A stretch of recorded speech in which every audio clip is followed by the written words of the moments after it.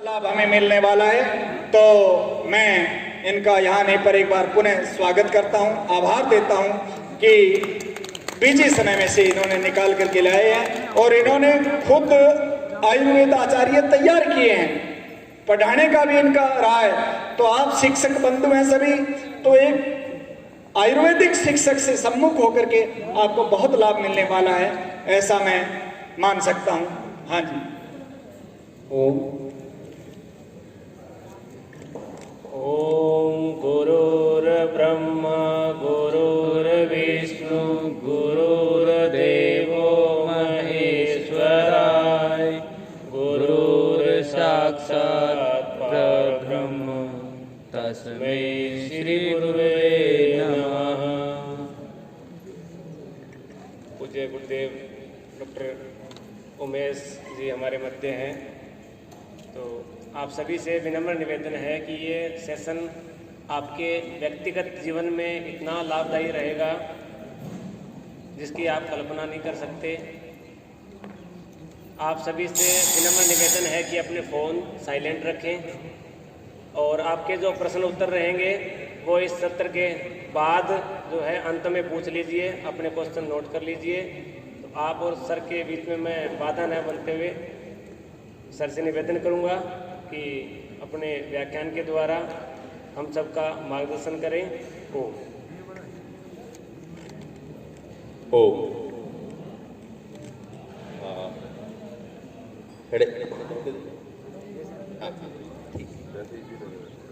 धन्यवाद। मांगीराम जी खड़े हो। मेरे परिचय से इतना शायद लाभ आपको होगा नहीं, इसलिए मैं सीधा ही स्टार्ट करता हूँ आपके समक्ष। इन्हें देख रहे हैं आप?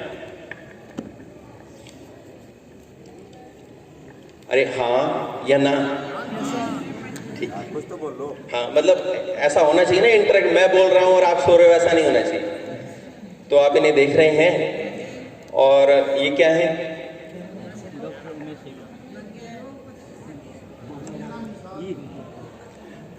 इनकी एक सामान्य संज्ञा है कि इन्हें हम प्राणी कहते हैं। क्या कहते हैं? प्राणी। आपके लिए भी, मेरे लिए भी, सबके लिए एक सामान्य संज्ञा है कि प्राणी। प्राणी माने जो प्राण का धारण करे। जब प्राण नहीं रहेगा तो वो प्राणी नहीं कहलाता। फिर उसको हम क्या कहते हैं कि बॉडी को उठाओ, शरीर है जी, ये काया है, इसको ले जाओ। प्राणी तब तक ही है जब तक कि वो प्राण का धारण कर रहा है। ठीक। तो जब आप इनको देखते हैं तो आपको क्या दिख रहा है? क्या दिख रहा है आपको?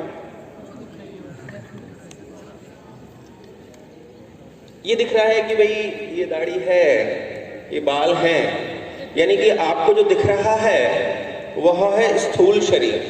क्या दिखाई दे रहा है? स्थूल शरीर। लेकिन क्या आपको इनके अंदर जो चल रहा है वो दिखाई दे रहा है? नहीं, वो है सूक्ष्म शरीर। वो क्या है? सूक्ष्म शरीर। और इनके यहां जो चल रहा है वो क्या आपको दिखाई दे रहा है? नहीं, वो है कारण शरीर। जो आपको दिखाई दे सकता है नग्न आंखों से वो क्या है? स्थूल शरीर। आप नहीं देख सकते, सूक्ष्म शरीर। और जो भी आप रिएक्ट कर रहे हैं, कारण शरीर। तो हमारा सारा ध्यान किस पर रहता है? स्थूल शरीर पर, कैसा दिख रहा है। परंतु उसके प्रति जो उसकी सूक्ष्म शरीर पर प्रतिक्रिया है और अंततः उसके दिमाग में जो चल रहा है मेरे द्वारा, अब मैं जो बोल रहा हूं तो आपका स्थूल शरीर चेतना पर उसका क्या प्रभाव पड़ रहा है, अंततः वही काम का है। ये बात समझ रहे हैं आप कि नहीं? तो प्रत्येक व्यक्ति जीवन में क्या चाहता है? दीर्घायु, कि भाई मेरी लंबी उम्र हो और मैं बीमार ना हो। इसी के लिए वो क्या करता है? आपको बैठा दिया, योग करेंगे, तमाम प्रकार के आसन लात वगैरह विभिन्न प्रयासों से घुसाने की क्रिया की जाती है, परंतु क्या कर रहे हैं आप? स्थूल शरीर पर ही कार्य कर रहे हैं, क्योंकि सूक्ष्म और कारण शरीर जो है वो उसके साथ जुड़ा नहीं, और वो जुड़ा नहीं है इसीलिए क्योंकि आपको क्या है, सरकार का आदेश हुआ आप आ गए, और मुझे भी सरकार का आदेश हुआ तो मैं आ गया, ठीक है ना। क्या उसमें शरीर और कारण शरीर जो था वो जुड़ा हुआ है? क्योंकि यदि वो जुड़ा हुआ है तो ही यह फलीभूत होने वाला है, अन्यथा ये जो कार्य है ये कैसा हो जाने वाला है? असफल। अगर मैं यहां आऊं और खड़ा रहूं 1 घंटे तक, तो आप मुझे बताइए मेरे द्वारा किया गया कार्य कितना होगा? मंगराम जी बैठे, मेरे द्वारा किया गया कार्य कितना है? क्यों? अरे भाई मैं खड़ा हूं, 1 घंटे से खड़ा हूं,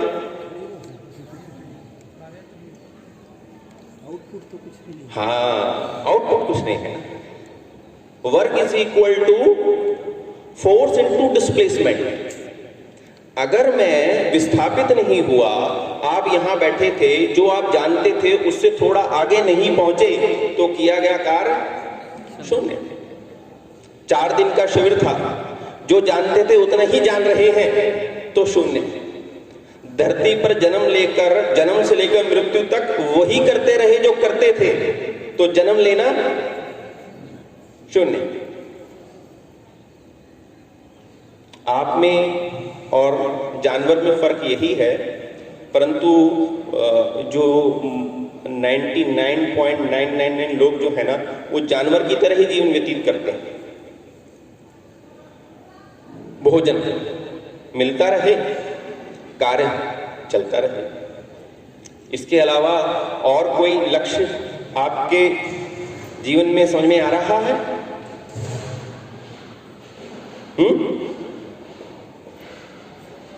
ड्यूटी पर आना, वही पढ़ाना और वापस चले जाना।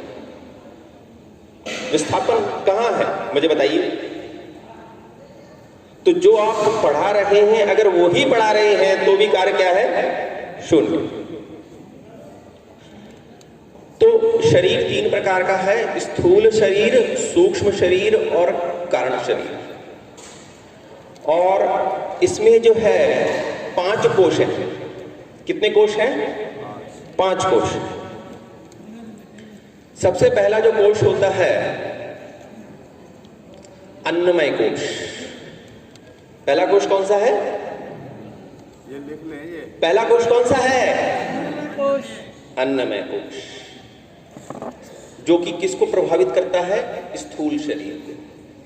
खाना खाते हैं और जीवन का यापन करते हैं, स्थूल शरीर। पहला कोश अन्नमय कोश। दूसरा कोश प्राणमय कोश, जहां से आप सांस लेने की क्रिया को संपादित कर रहे हैं। अन्नमय कोश, प्राणमय कोश। तीसरा कोश मनोमय कोश, जहां से आप सोच रहे हैं कि क्या चल रहा है ना? अन्नमय, प्राणमय, मनोमय। इसके अंदर एक कोश और है, विज्ञानमय कोश, जो ये तय करेगा, सोचने विचारने के बाद जिस निर्णय पर पहुंचेंगे आप। और उसके अंदर एक कोश और है, आनंदमय कोश। अन्नमय, प्राणमय, मनोमय, विज्ञानमय और आनंदमय। अगर मैं जानवर हूं, अगर मैं मात्र जानवर हूं, तो मेरा ध्यान जो है वो किस पर है? अन्नमय कोश। थोड़ा पढ़ा लिखा हूं तो प्राण कोश। थोड़ा सा ज्यादा एक्टिव हूं, सोचता हूं, इंटेलेक्चुअल हूं, मनोमय कोश। इंसान हूं, इंसानियत जिंदा है, सोचता हूं, समझता हूं और उस पर क्रियाकलाप को संपादित करता हूं, विज्ञानमय कोश। अंततः मैं समझ लेता हूं कि जितने भी ये सब कुछ है ये सब माया है, तो आप किससे भर जाएंगे? आनंद में। आपका जो ईगो है, जो अहम है, अंततः जो आज्ञा चक्र पर है, अगर वो मिट गया तो योग हो जाएगा। योगः चित्त वृत्ति निरोधा। चित्त वृत्तियों से यदि निरोध हो गया तो क्या है? योग। योग जो है वो आसन को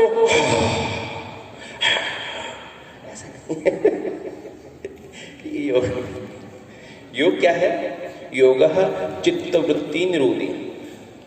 विज्ञानमय और मनोमय कोश में जो खबल चबल चल रही है वो शांत हो जाए, निरोध हो जाए उसका, तो आदमी क्या हो जाता है? आनंद को प्राप्त हो जाता है, ब्लिस हो जाता है। वाह वाह वाह। बिना कारण के ही यदि वो मुस्कुरा रहा है तो मोक्ष है, आनंद है कि नहीं? सैलरी आती है तो हमने क्या बना लिया? आनंद है। 1 तारीख को मैसेज, आनंद। उसका रीजन क्या है कि आपका जो सोच है वो कहां तक टिकी हुई है? अन्नमय कोश तक। अन्नमय, प्राणमय, मनोमय, विज्ञानमय और आनंदमय। तो जो फिजिकल चीजों से ही खुश हो रहा है, असल में उसका सारा ध्यान किस पर है? अन्नमय कोश पर। वो यही चाहता है कि भाई खाना मिले, कपड़ा जो है वो अच्छा मिले, फोन जो है वो एप्पल का हो। सारा आनंद किस पर है? अन्नमय कोश पर। ना प्राण, ना विज्ञान, ना मन और ना आत्मा। अब हमें क्या करना है? क्यों? क्योंकि मैंने जैसे कहा कि हम क्या है? प्राणी। प्राणी, प्राण। तो जो प्राण ले रहा है, ये जो वायु में अंदर की ओर खींच रहा हूं, दैट इज कॉल्ड प्राण। इसे क्या कहते हैं? प्राण कहते हैं। और बाह्य प्राण और अंतः प्राण का संबंध जब तक है ना, बाहर जो वायु है और मेरे अंदर भी जो वायु है, वो जब तक संबंधित है एक दूसरे से, तब तक मैं प्राणी हूं। और उसके लिए क्या चल रहा है? लगातार कश्मकश चल रही है। क्यों? क्योंकि मैं सांस लेता हूं और मैं सांस छोड़ भी रहा हूं, और उस छोड़ी हुई सांस को पुनः मैं वापस लेने का प्रयास करता हूं। उच्छ्वास निःश्वास, सांस को लेना और उसी सांस को वापस। अगर वो सांस जो आपने छोड़ी वो नहीं आई तो प्राण गए। ये एक कश्मकश है।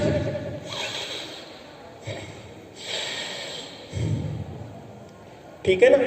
अब मुझे इन प्राणों को यदि मैं बढ़ा दूं, यदि मेरी सांस यहां से लेकर यहीं तक आके चली जा रही है, तो जो मुझे सांसें मिली हुई हैं वो जल्दी खत्म हो जाए। प्राणायाम, प्राणों का आयाम। जो बाहर से सांस ली वो कहां तक गई? नीचे तक। और उसने लौटने में भी बहुत समय लगाया, तो उसने आपको दीर्घायु बना दिया। दैट इज कॉल्ड प्राणायाम। और जब वो अंदर जाती है तो वो क्या करेगी? अन्नमय कोश को भी प्रभावित करेगी। और क्योंकि आप किसी भी चीज में हड़बड़ी नहीं कर रहे, तो प्राणमय कोश को भी, मनोमय कोश को भी, विज्ञानमय कोश को भी, और अंततः आपको आनंदित कर देगी, आनंदमय कोश तक ले जाएगी। तो बाहर जो हो रहा है उसका अंदर जो हो रहा है उससे हम अपने आप को अलग देखते हैं। इसका रीजन क्या है कि मैं जो है वो प्रकृति से अलग हो गया। I am attach with the nature. क्यों? क्योंकि मुझे बोलने के लिए माइक की आवश्यकता है, अभी गर्मी आ जाएगी तो पंखे की आवश्यकता है, ठीक है ना? चलने के लिए गाड़ी की आवश्यकता है। फिजिकल थिंग्स पर मैं बहुत ज्यादा आश्रित हो गया, और इस आश्रय के कारण प्रकृति से मैं लगातार दूर होता चला गया। और आप ये भूल गए कि आप भी जो है वो एक छोटा सा यूनिवर्स है, एक छोटा सा विश्व है। ये जो पूरा विश्व है इसका एक छोटा सा भाग आप में समाया हुआ है। कैसे?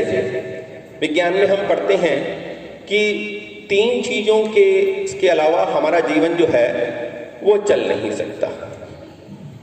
दैट इज चंद्रमंडल, सूर्यमंडल और वायुमंडल। जो विज्ञान के प्राध्यापक हैं या जिन्होंने विज्ञान पढ़ा है वो ये तीन मानते हैं कि सूरज, चांद और वायु, इन तीन ही से हमारा जीवन चलता है। विश्व भी इसी पर चल रहा है ना।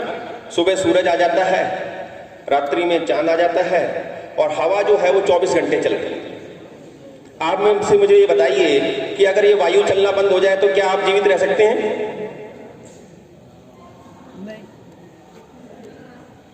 हाँ या ना? ठीक। अब ये जो है व्यक्ति मेरे जीवन में, जब आप बच्चा ये समझ लिया आपने, तीन चीजों को याद रखना है। इन तीन चीजों को, हम बाहर की चीजों को मैं अंदर ले जाऊंगा धीरे धीरे। सबसे पहले कौन सा? चंद्रमंडल। दूसरा कौन सा? सूर्यमंडल। तीसरा कौन सा? वायुमंडल। चंद्रमंडल, चंद्रमंडल, चंद्रमा क्या देता है? शीतलता। सूर्य क्या देता है? तापमान। और वायुमंडल क्या करता है? गति कराता है। ठीक है। तो जब बच्चा पैदा होता है तब हम क्या कहते हैं? ओ ये मेरा जो है वो चांद का टुकड़ा है। कोई वायु का टुकड़ा या सूरज का टुकड़ा कहते हैं, क्या कहते हैं? चांद का टुकड़ा। फिर जब जवान होते हैं तो मेरी माँ अक्सर कहा करती थी कि जवान लड़का है, इसको ज्यादा मत कहा करो, खून गर्म है। जवानी आई तो क्या हो गया? सूर्यमंडल। और अभी कुछ समय के पश्चात मेरे हाथ पांव हिलने लग गए, दैट इज वायुमंडल। यानी कि जब मैं बच्चा था तब क्या था? चंद्रमंडल। जब मैं जवान हुआ तो क्या हुआ? सूर्यमंडल। और जब मैं वृद्धावस्था आई तब क्या आया? वायुमंडल। ठीक है। अब सुबह कैसी भी हो, कैसी होती है? ठंडी, चंद्रमंडल। ये दोपहर हो रही है, कैसा है? सूर्यमंडल। और शाम हो जाएगी तो क्या हो जाएगा? शाम, वायुमंडल। सुबह चाहे वो सर्दियों की हो चाहे गर्मियों की हो, कैसी होती है? ठंडी। दोपहर चाहे कैसी हो, अन्य की अपेक्षा कैसी होती है? गर्म। और फिर उसके बाद हवा आ जाती है। यानी कि सूर्यमंडल, चंद्रमंडल, वायुमंडल, बचपन, बुढ़ापा, जवानी, सुबह, दोपहर, शाम। ठीक है। और इनका ये दिमाग, ये कैसा रहना चाहिए? ठंडा। दिमाग ठंडा, पेट मुलायम, गरम। सूरज, ये क्या है? चंद्रमा। ये क्या है? सूरज। इससे क्या करते हैं? चलो, सूर्य, चंद्र, सूर्य, वायु, बचपन, जवानी, बुढ़ापा, सुबह, दोपहर, शाम। क्या आप किसी विश्व से कम हैं?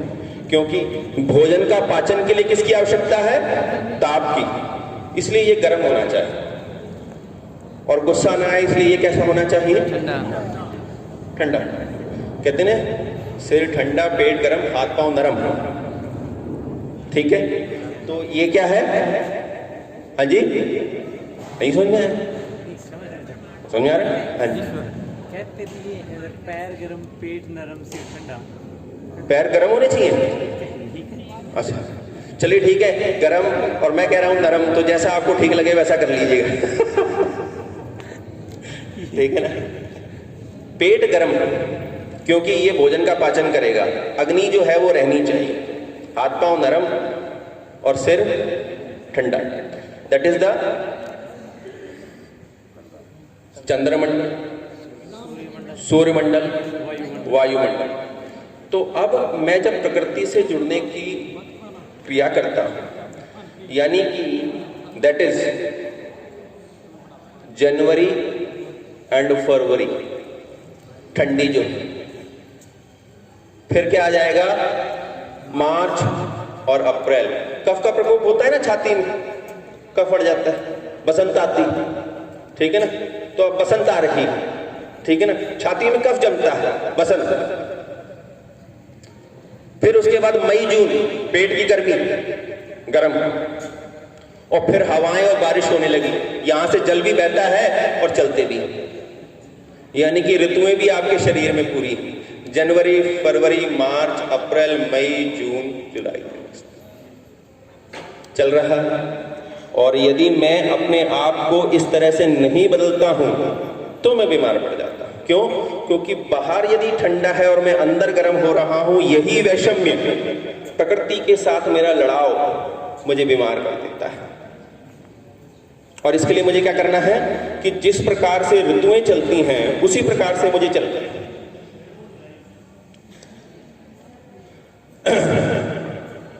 आप में से कितने लोगों के पास वाहन है?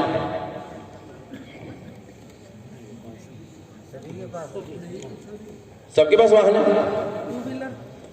2 व्हीलर, 4 व्हीलर, साइकिल, जो भी कुछ है, कितने लोगों के पास वाहन है? सबके पास वाहन, ठीक है। मास्टर साहब, आपके पास कौन सा वाहन है? वो वाहन तो वाहन माने जो वाहन करे, ठीक है। और आपके पास गाड़ी ब्रिजा ब्रीजा। देखिए क्या है कि जब भी हम कोई वाहन लेते हैं, मेरे पास भी वाहन है, सबके पास वाहन है, और जब वाहन होता है ना तो 1 साल में कितनी बार सर्विस होती है उस वाहन की? 2 बार सर्विस है ना। वहां से फोन आ जाता है कि आपकी जो है वो गाड़ी जो है वो सर्विस के लिए इसका ऑयल चेंज कराना है, इसकी सर्विस करानी है ना, इसका ऑयल चेंज कराना है, इसका फिल्टर खराब हो गया है, इसका ये खराब हो गया है, इसका वो खराब हो गया है, ठीक है। नहीं, आराम से बैठो, कोई लेट जाइए, डोंट वरी। आपकी आयु कितनी है? 52 वर्ष में कितनी बार आपको ऊपर से फोन आया कि आपकी सर्विस होनी है?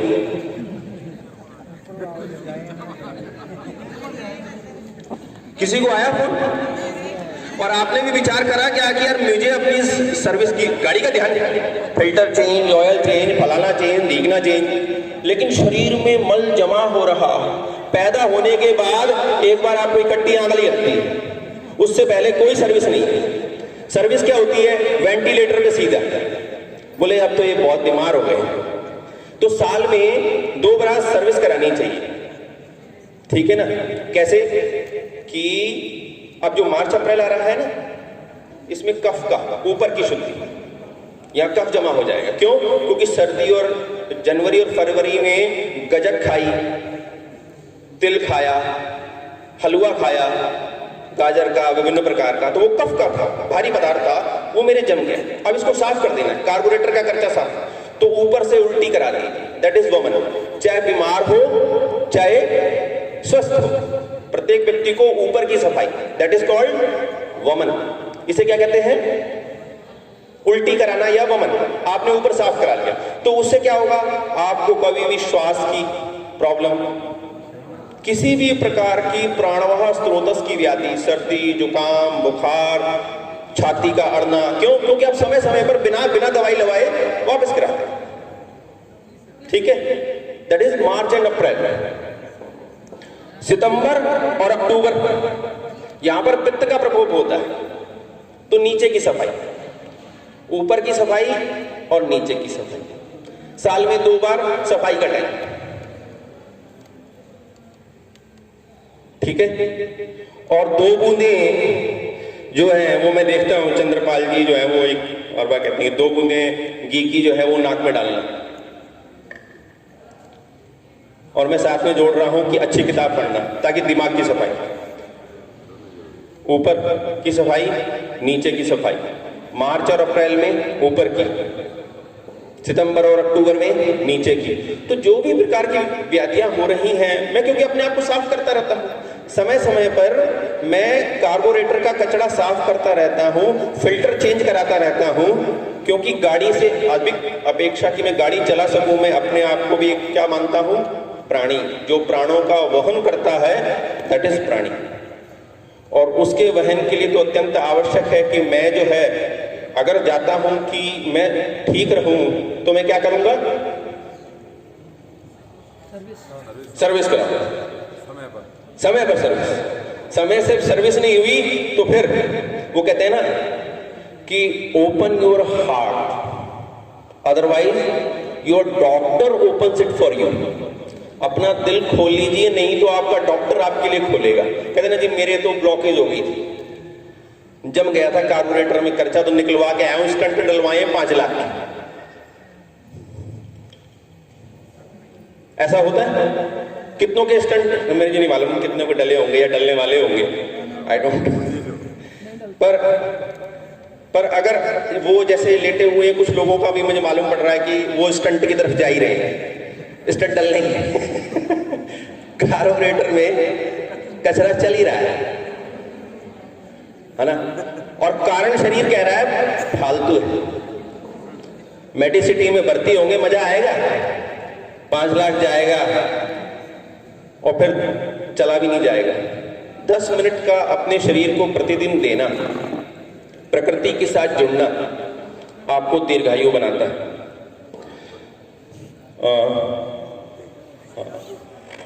मुझे समय बता दीजिएगा। अच्छा ठीक है,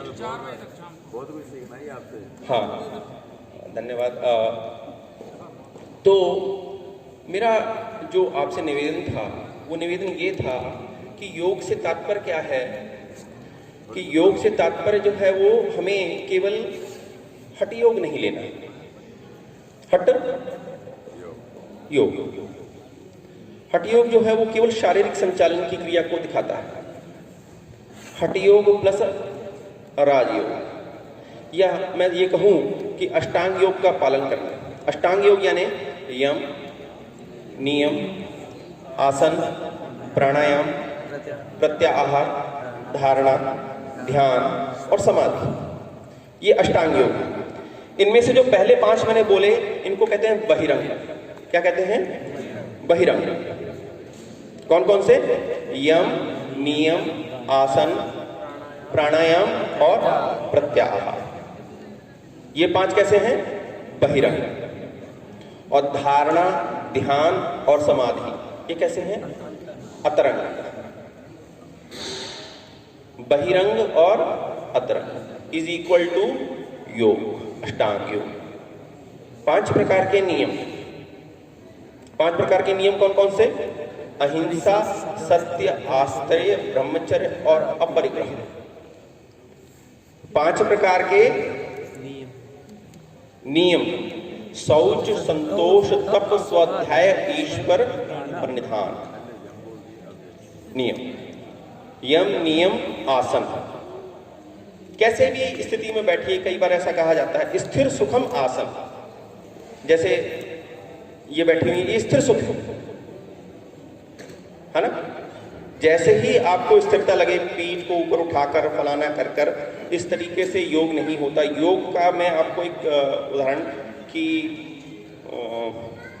क्या हुआ कि हम योग करने जाते हैं तो वो आश्रम में होता है, और आश्रम में जब होता है ना तो एक वो नए नए योगी जी आए थे तो वो कर रहे थे, ध्यान कर रहे थे, तो छोटा सा पिल्ला है ना वो आके भौं भौं कर जाता है और योगी को गुस्सा आ जाता है। वो जैसे ही थोड़ा भी ध्यान करने का प्रयास करे और वो पिल्ला आके भौंक दे। अब जो है योगी को 2-3 बार तो उसने देख लिया, चौथी बार उसने उठा के ना जोर के पिल्ले को पत्थर मारा। बोला मैं तेरे को बताता हूँ इस तरह से। तो वो इतने में ही जो थे, वो जो आश्रम के प्रमुख संत थे वो आए, बोले क्या हुआ? बोले महाराज ये जो पिल्ला है ना ये मेरा ध्यान भंग कर रहा है। बोले यार वो ध्यान ही कैसा जो एक पिल्ले से भंग हो जाए, ध्यान है ही नहीं, वो ध्यान नहीं। देखिए क्या है कि मैं अकेले बैठ जाऊं और मुझे कोई खाने को ना कहे तब ये नहीं, आपके सामने कोई रख दे और आप ना खाओ, ये तब। सन्यास क्या है? सन्यास ये नहीं है कि आप जंगल में चले गए, क्योंकि जंगल में तो क्या मिलने वाला है, तो सन्यास अपने आप ही। लेकिन गृहस्थ आश्रम में रहकर सन्यास के नियमों का पालन करना तब है। सब कुछ मिल रहा है तो भी नो, दैट इज तब। और वो क्या है?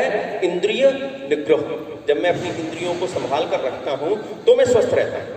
मैं अस्वस्थ क्यों हुआ? क्योंकि मैं इंद्रियों के वश में आ गया। ठीक है, कैसे आ गया वश में? क्योंकि ईश्वर की कोई गलती नहीं थी। ये जो जिह्वा है आपके पास, ये जिह्वा जो है उसकी लंबाई मुझे बता सकते हैं कितनी होगी? अंदाजे से बता दीजिए, देख लीजिए एक बार नाप के। जितनी महसूस होती है उतनी बता दो।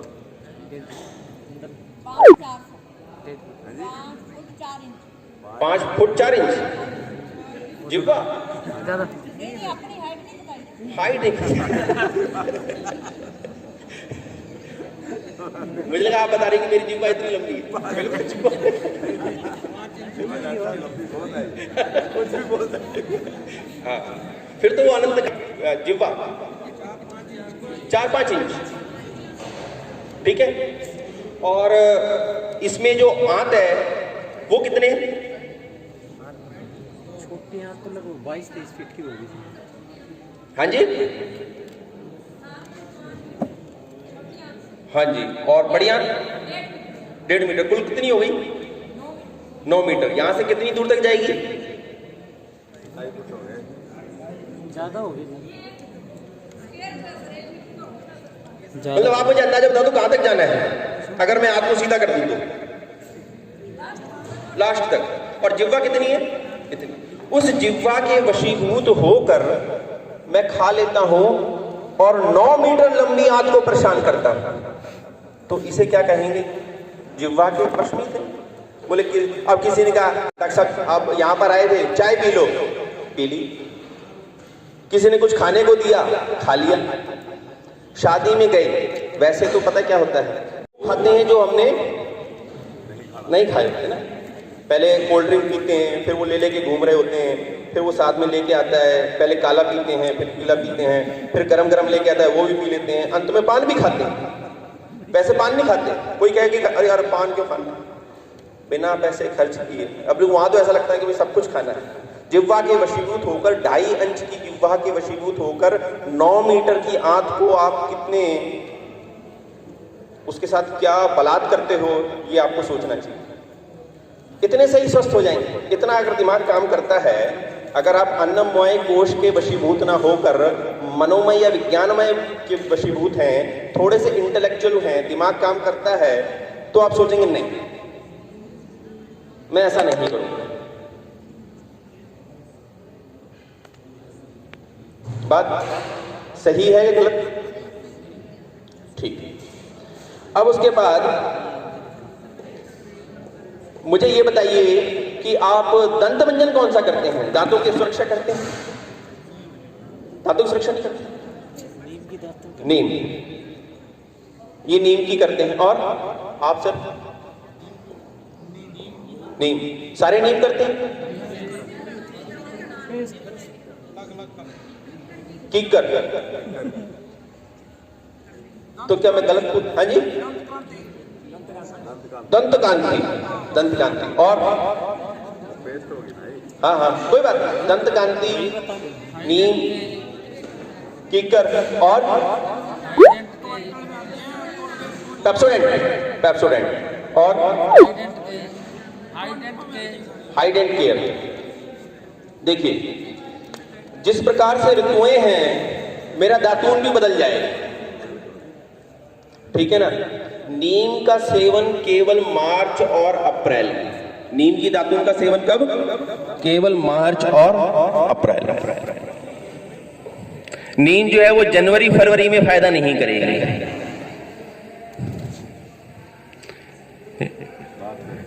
मार्च और अप्रैल में नीम,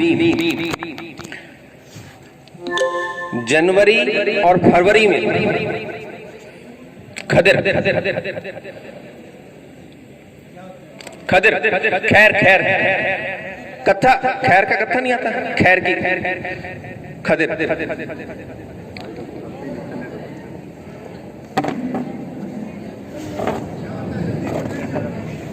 खदिर, खदिर, खदिर का, अच्छा इसका पेड़ भी आपको दिखाएंगे, खदिर का पेड़ आपको दिखाएंगे। खदिर माने वो मैं उसका नाम वैसे नहीं बता। अच्छा उसके बाद बबूल, बबूल सुना है? वो जो कीकर, कुछ कह रहे थे कि मैं कीकर का करता हूं, बबूल।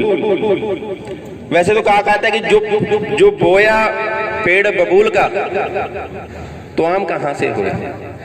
तो यही है कि जब आपने पेप्सोडेंट ही किया, और पेप्सोडेंट का ऋतुओं के हिसाब से आता है, जनवरी में ये, फरवरी में ये है?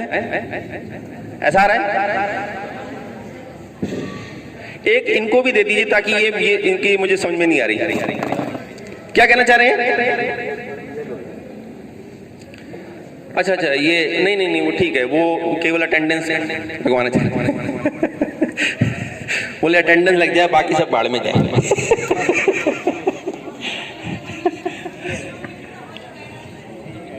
हाँ जी, टीडी अन्नमय कोश, सारी लड़ाई अन्नमय कोश की।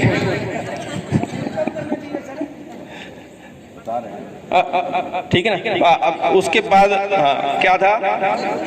बबूल, बबूल जो है जुलाई और अगस्त बदलते रहने, क्योंकि ऐसा तो देखो सिंपल सी बात जो नियम समझ में आता है कि सर्दियों में तो आप गर्म पानी से नहाते हैं और गर्मियों में ठंडे पानी से नहाते हैं, फिर कुनकुने पानी से नहाते हैं, टाइम बदलते रहते हैं। उनमें से कुछ अपवादों की बात नहीं कर रहा, नहीं तो कहेंगे जी मैं तो सारा साल जो है वो ठंडे से ही नहाता हूँ, कुछ कहेंगे मैं सारा साल गर्म पानी से नहाता हूँ। तो मैं अपवादों की वायरस बात नहीं कर रहा, क्योंकि वायरस हर जगह होते हैं, तो वायरस की बात नहीं कर रहा मैं। किसकी बात कर रहा हूँ? आदमी की, प्राणी, ठीक है ना। क्योंकि फिर वो क्या होता है, हर चीज में अपवाद हो, जी मैं तो सारा साल, मैं फिर मुझसे कहो मैं कभी बीमार नहीं पड़ा। ऐसा अक्सर है ना, जो कभी बीमार नहीं पड़ते ना वो इकट्ठे बीमार पड़ते हैं, इकट्ठा पटाखा बोलते। क्यों? क्योंकि गुरु व्याधित होने के कारण क्या होता है ना, देखो आपने देखा होगा जो खिसक खिसक के चलते हैं ना, जो बार बार बीमार पड़ते रहते हैं, वो ध्यान रखते रहते हैं अपना, तो वो लंबा जी जाते हैं। जिनको अरे मुझे तो कुछ नहीं होता, और एक दिन पता नहीं क्या हो जाता है उनको, बोले ये तो चल बसे, बोले शाम तो ठीक थे कबड्डी खेलते। तो अति विश्वासी नहीं होना। और मृत्यु तो चलो ठीक है, आनी है, कभी भी आनी है, जब तक रहना है तब तक स्वस्थ रहना है, ऐसा मेरा मानना है। कपालभाति का ये क्या टाइम है चंद्रपाल जी? क्या बस कपालभाति का टाइम है क्या? नहीं, आप कपालभाति विरुद्ध चेष्टा कभी नहीं, इस बात का ध्यान में रखना है ना। नहीं तो वो आपको एक तो पेट को भी खराब करेगी, क्योंकि आप बैठे बैठे ठक ठक करने लग गए तो व्याधि हो जाएगी। क्योंकि कुछ लोगों को क्या होता है ना, जैसे किसी विद्वान ने बता दिया लौकी अच्छी होती है, या किसी ने बता दिया कि ऐसे ऐसे करने से बाल बढ़ जाते हैं, तो वो ऐसे ऐसे करने लग गया, वो जाने ऐसे ऐसे ऐसे ऐसे ऐसे ऐसे ऐसे करके किसी विद्वान ने बता दिया कि भाई बाल बढ़ जाते हैं। बाल तो बढ़े नहीं, पागल जरूर हो गया वो, ऐसे ऐसे करके। समय के अनुसार कार्य करना, और क्योंकि अब कपालभाति का टाइम मेरे ख्याल से तो खाली पेट होता है।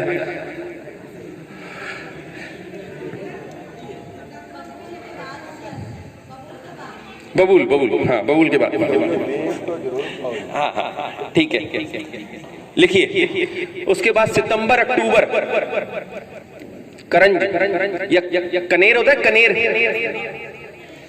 हाँ जी,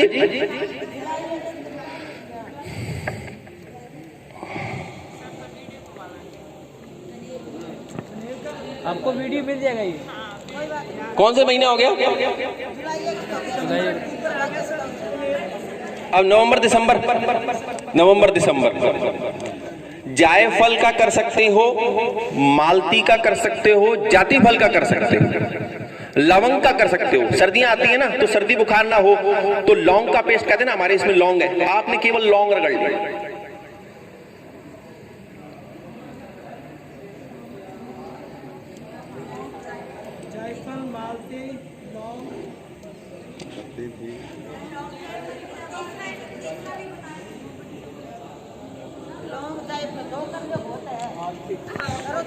मालती मालती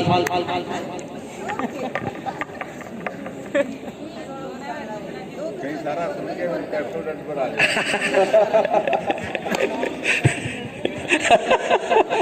असल में क्या है, वो जैसे आजकल हो गए ना, कुछ जीवी वर्ड का यूज ज्यादा होता है, परजीवी फलाना। तो हम जैसे है ना, वी आर पैरासाइट, जो दुकान पे मिल जाए।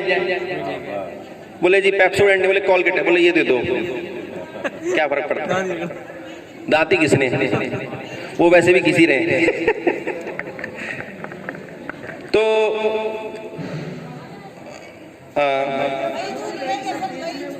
मई जून, हाँ जी लिख लीजिए, मई जून में आपने क्या करना है, मीठा सोडा और चंदन, ये दोनों शीत प्रकृति के होते हैं। तो ग्रीष्म ऋतु में इनका मुखालेप भी कर सकते हो आप। जैसे साबुन है ना, तो इनको भी आपको लगातार बदलना पड़ेगा, अपने साबुन को भी। एक टाइम में क्या करना है, वो लाइफ बॉय हमेशा नहीं लगाना यार। और चंदन, रक्त चंदन, लाल चंदन।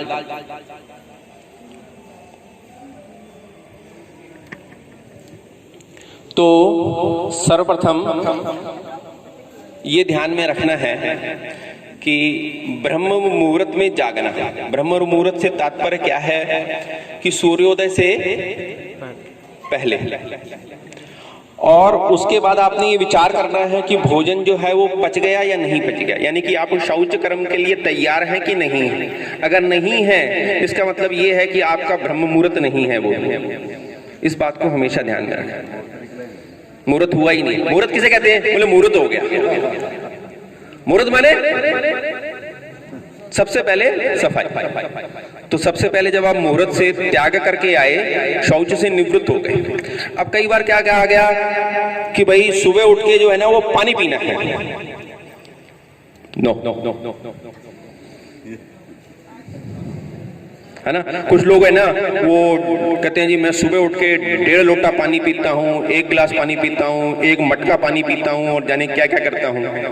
नहीं, देखिए विज्ञान के अनुसार आप, मुझे एक सिंपल सी बात है, मैंने वही कहा कि आपने क्या करना है, मनोमय और विज्ञानमय कोश का प्रयोग करना है। अगर मैं इस पेट में, ये घड़ा है, ये क्या है, घड़ा, इसमें आपने पानी डाला, 1 लीटर पानी डाल लिया, तो क्या हो जाएगा, क्या होगा? 1 लीटर पानी डालने से क्या होगा? हाँ, पेट साफ हो जाएगा। ये कीचड़ हो जाएगा, है ना, क्योंकि अंदर बहुत सी चीजें पहले भी थी जो आपने रात को खाई थी। लेकिन आपने क्या किया, इसको क्या समझा, ये गटर है, इसे घड़ा नहीं समझा। इसे क्या समझा, गटर, पाइप। तो पाइप में पानी डालते हैं, तो कुछ लोगों का गटर है तो वो पानी डालते हैं और पानी से वो नीचे जाता है। इसे बलात् शरीर को साफ करने की क्रिया होती है। फिर क्या करते हैं, कुछ लोग पानी पीते हैं, कुछ बंधु जो महान होते हैं वो बीड़ी पीते हैं, तब जाकर जो है वो गटर साफ होता है। लेकिन इस गटर को तो साफ वैसे ही होना चाहिए था ना, पानी डालने की आवश्यकता पड़ रही है, यानी गड़बड़ है। पानी डालकर यदि साफ होता है तो क्या मतलब है, देखिए सिंपल सी बात मैं आपको क्या कहना समझाना चाह रहा हूं।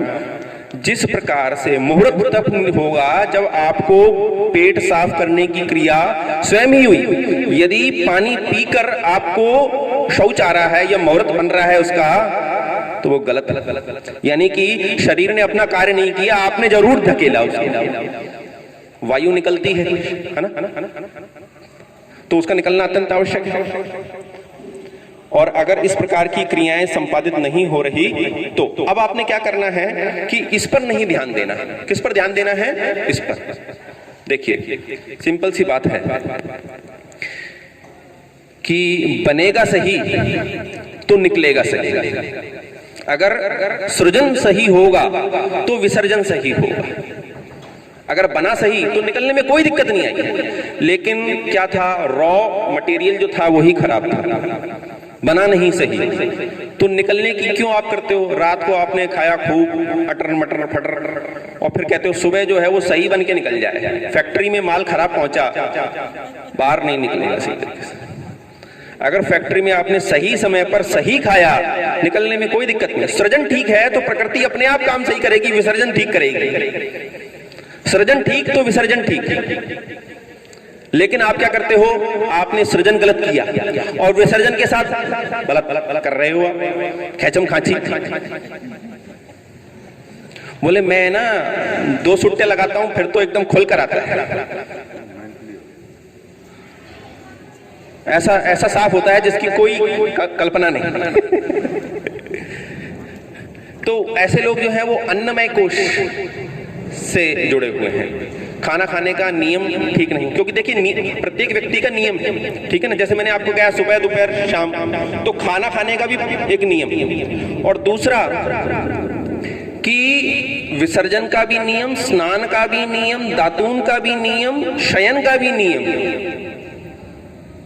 जो नियम से चल रहा है वो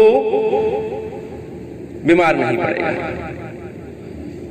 सम दोषः सम अग्निय सम धातु मल क्रिया प्रसन्नात्मेन्द्रिय मन स्वस्थ इति अभिधीयते। जिसको भूख टाइम पर लग जाती है। अब देखिए स्वस्थ होना क्या होता है, स्वस्थ की परिभाषा। तो WHO भी ये कहता है कि भाई आप बीमार नहीं पड़ते, इससे कोई मतलब नहीं। यदि आपके स्कूल के कर्मचारी से, आपके साथी टीचर से, आपके प्रिंसिपल से नहीं बनती है तो आप क्या हैं? आप क्या हैं? अस्वस्थ, बीमार हैं। और अगर आपको मेरी बात अच्छी नहीं लग रही है इस वक्त, तो आप कैसे हैं? बोलो। बीमार है, माने जाए न माने, क्योंकि आपका ईगो जो है ना वो करन नहीं है। बाढ़ में जाए, ये टाइम कब खत्म होगा मैं जाऊं, आई वॉन्ट टू लीव। तो आप क्या हैं? क्या है आप?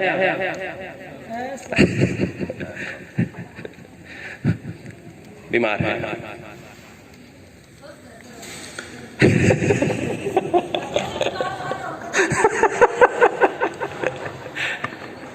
आप तो ऐसा सोच ही नहीं रहे। आप ऐसा सोच रही हैं कि मैं गलत कह रहा हूं?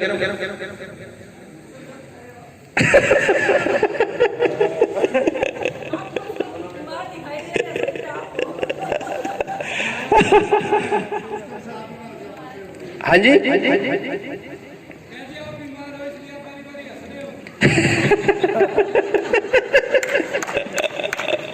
अब आप ही बीमार हो गया तो लग गया। प्रसन्न आत्म इंद्रिय मन, आत्मा इंद्रिय और मन यदि प्रसन्न है वही स्वस्थ है।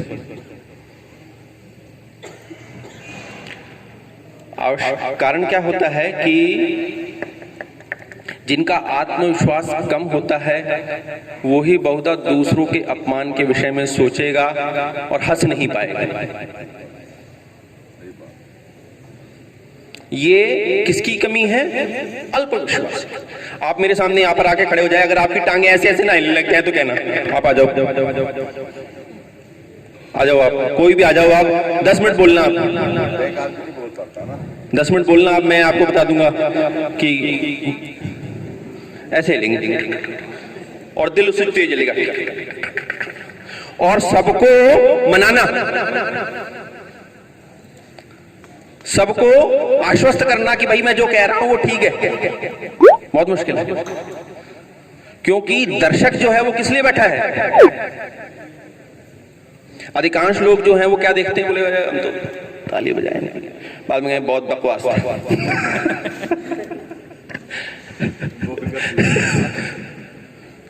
पर देखिए क्या है समस्या का, हमको क्या करना है? अगर मैं समाधान नहीं हूं तो आपके पास समाधान होना चाहिए। बोले नहीं, आप डॉक्टर साहब आप बैठिए, I will tell you the what is right, please. तो हम तो सीखने के लिए आए हैं, मैंने पहले ही कहा। मैं बैठ जाऊंगा और आपकी बात उतनी ही ध्यान से और हंसकर सुनूंगा जैसे मैं कि अभी हंस रहा हूं। ठीक है। अब उसके बाद आपने भोजन कितना करना है, कितना भोजन करना चाहिए, भोजन की मात्रा का निर्धारण किस प्रकार से होता है, तो हमारे भोजन की कुक्षी के 3 विभाग किए गए हैं। ये भी साइंस है कि सॉलिड, लिक्विड और गैस।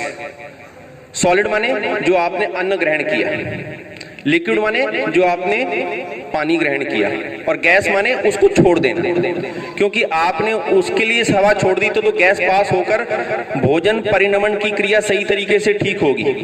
और आपने आकंठ स्नेहपान कर लिया या आकंठ भोजन कर लिया तो आपको दिक्कत आ जाएगी। तो आपने क्या करना है कि एक भाग ठोस के लिए, एक भाग द्रव के लिए यानी पानी के लिए, एक भाग खाने के लिए, एक भाग गैस के लिए, यानी वो सही तरीके से पास हो जाए। 100 कदम चलकर बाईं करवट लेट जाना नियम।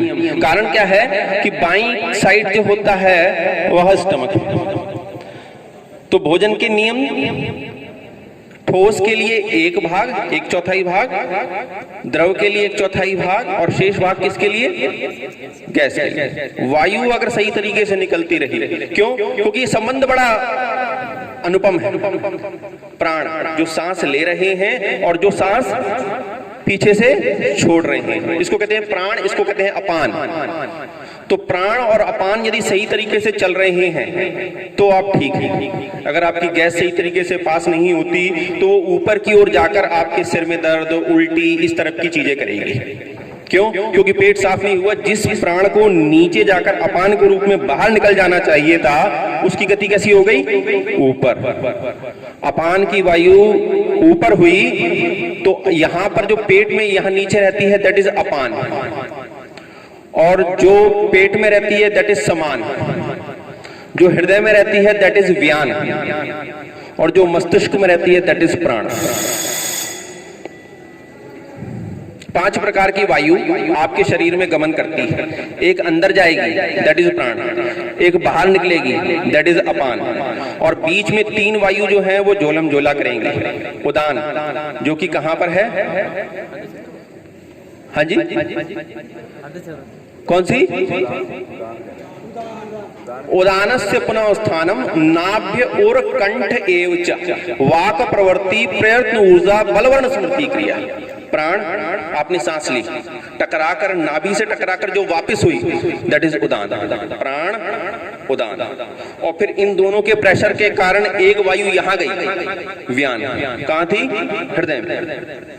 और उस प्राण के कारण जो आपने खाना खाया वो कहां गया? वो कहां गया? समान, इंटेस्टाइन में। और जो निकालने के लिए वो कैसा गया? अपान। उद माने उद, देखिए उदान माने उद माने ऊपर, तो जिसकी गति ऊपर की ओर। प्राण माने जिसकी गति नीचे की। प्राण उदान। व्यान जिसकी गति चारों तरफ।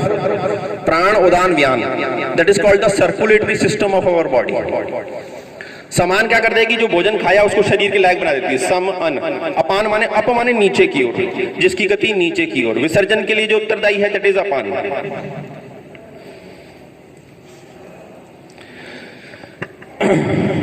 मेरे से कोई सवाल आपको करना हो तो आप मुझसे पूछ सकते हैं।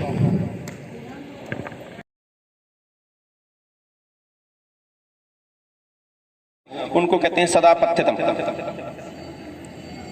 मूंग की दाल जो होती है वो सदा पथ्यकर है। सुन लो ये बातें, ये बहुत काम आने वाली है। आंवला सदा पथ्यकर है, ना उष्ण अतिवीर। आंवला जो है उसका आप चाहे अचार खा लीजिए, चाहे मुरब्बा खा लीजिए, नाश्ते में खा लीजिए, चाहे भोजन में कर लीजिए आंवले की सब्जी। आंवला किसी भी सीजन के लिए बुरा नहीं है। मूंग की दाल किसी भी सीजन के लिए बुरा नहीं है। हाँ जी, हाँ जी। देखिए कुछ लोग कहेंगे कि दाल जो है जिनका यूरिक एसिड हो या जिनका रात्रि हो, ऐसा कोई। मूंग की दाल जब मैंने सदा पथ्यतम कहा है तो वो चाहे आप रात में खाएं, चाहे आप दिन में खाएं, चाहे आपका यूरिक एसिड बड़ा हो चाहे। सबसे जो ईजिएस्ट पचने वाला भोजन है दैट इज मूंग। मूंग की छिलके वाली दाल।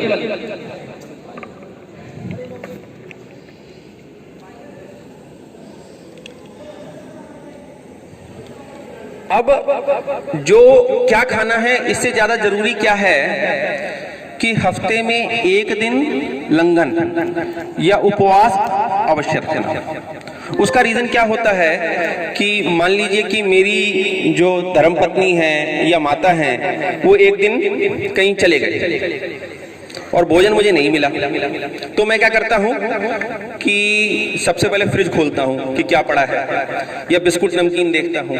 तो घर में जो इधर उधर चीजें पड़ी होती हैं उनको खाने का प्रयास करता हूँ। तो जब आप लंघन करते हैं या उपवास करते हैं तब क्या करते हैं कि एक तो आप इंटेस्टाइन को आपने आराम दिया, और हमारे शरीर में जो इधर उधर गंद पड़ा हुआ है ना, वो हमारी बॉडी, क्योंकि मिल नहीं रहा बाहर से, तो अंदर से वो खा जाती है। तो undigested food accumulated in the body, जो अपच भोजन या जो गंदा चीज जो कि फ्रिज में पड़ा हुआ है, जैसा कि मैंने कहा, या बना नहीं बिस्कुट नमकीन वगैरह किसी खाने में पड़ा हुआ है, वो खा लेता है। इसी तरह से हमारी बॉडी भी करती है। वो क्या करती है कि अगर भोजन नहीं मिला तो वो आसपास का भोजन कर लेती है। और मेरा शरीर जो है वो लंघन की वजह से, तो ये जो उपवास की महत्ता है, इसके लिए अभी किसी चीनी वैज्ञानिक को जो था वो पुरस्कार मिला कि यदि कोई व्यक्ति हफ्ते में 24 घंटे बिना खाए पिए रहता है तो उसको कैंसर नहीं होता। लेकिन नोबेल पुरस्कार देने वालों ने ये नहीं बताया कि ये हमारे भारतीय परंपरा में वर्षों से, हजारों वर्षों से हम यही कहते आ रहे हैं कि एक दिन उपवास जरूर रखें। उसके लिए हम क्या करते हैं कि हमें ये बता दिया, जैसे आप देखना बड़ा वैज्ञानिक है, जैसे एकादशी का व्रत है, और ये व्रत जो है ये इस तरह से रखे गए हैं कि हर 15 या 10 दिन में आप जो है वो अपने आप को डिटॉक्सिफाई करते रहें, क्लिंजिंग करते रहें। ये ऐसे ही नहीं बनाए गए। हाँ, वो इसका मतलब कुछ होता है, जैसे हम, जैसे ये मैं खुद का ही बता दूं कि जब व्रत होता है तो फिर हम उस दिन से कुछ ज्यादा ही खाने लग जाते हैं। वो थोड़ा सा तैयारी करते हैं 2 दिन पहले। ठीक है, और कोई सवाल मुझसे आप पूछना चाहें?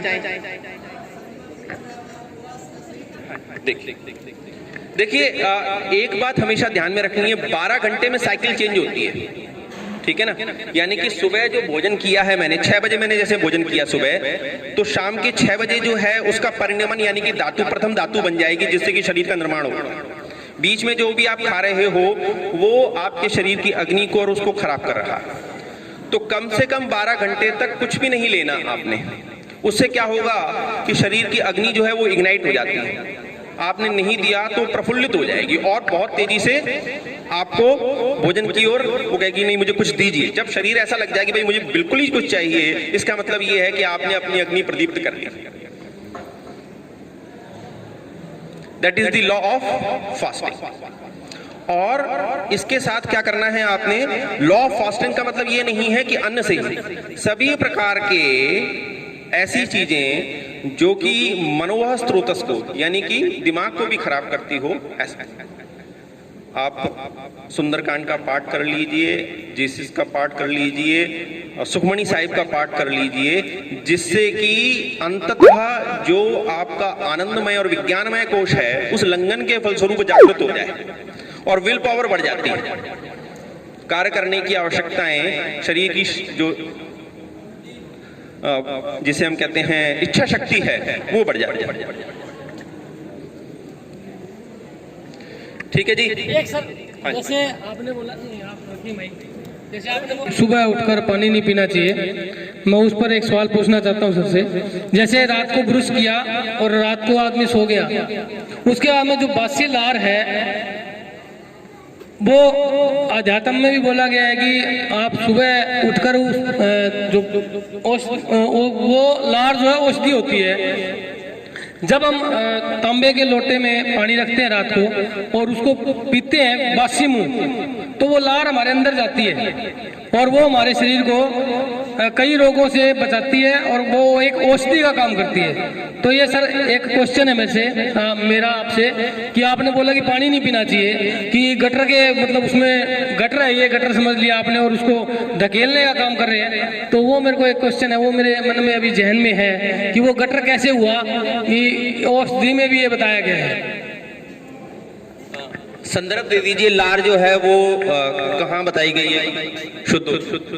ये इसी में मैंने कई किताबों में पढ़ा है जैसे, और औषध नहीं, नाम तो मुझे नहीं मालूम, लेकिन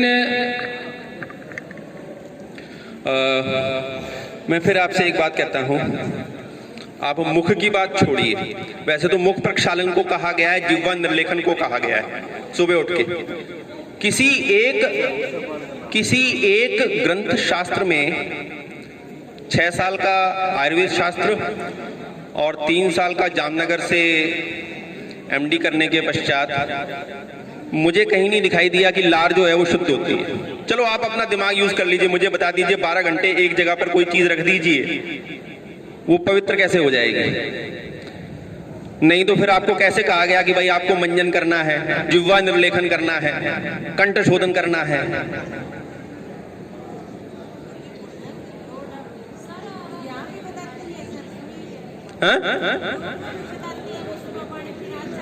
हाँ, अब देखिए, पानी जिनको विबंध की प्रॉब्लम है, जिनको शारीरिक रूप से और मानसिक रूप से विबंध है, वो अवश्य पानी का सेवन करें, परंतु जो स्वस्थ हैं वो ना करें।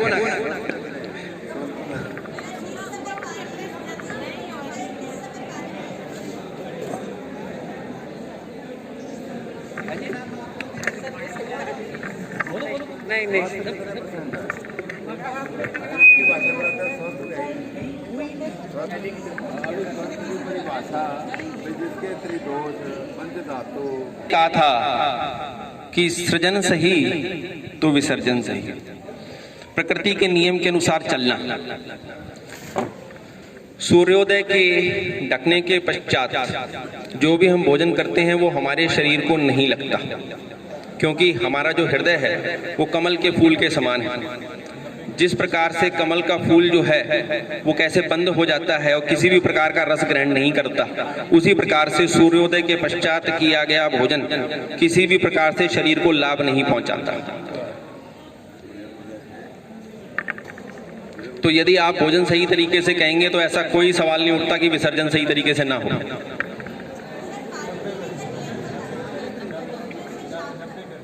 अब खाने का समय भी हो गया, खाना भी खाना। एक मिनट मेरी बात सुन लीजिए। अगर क्या होता है, हमारे यहाँ तो हम हरियाणा में प्रैक्टिस नहीं करते इस चीज की। ये बता रहे